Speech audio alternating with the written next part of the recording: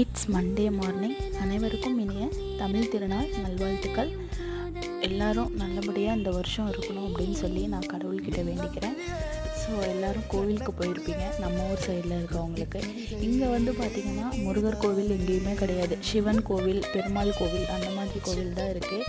So evening போகலாம் அப்படின்னு சொல்லி தான் பிளான் பண்ணியிருந்தேன். மார்னிங் வெயில், காலையில் பையனை தூக்கிட்டு அங்கே எங்கேயும் போயிட்டுருக்க முடியாது அப்படிங்கிறதுனால வீட்டிலே ஃப்ரெஷ்அப் ஆகிட்டு சாமி கும்பிட்றதா எல்லாம் ஸ்டார்ட் பண்ணிகிட்டு இருந்தேன்.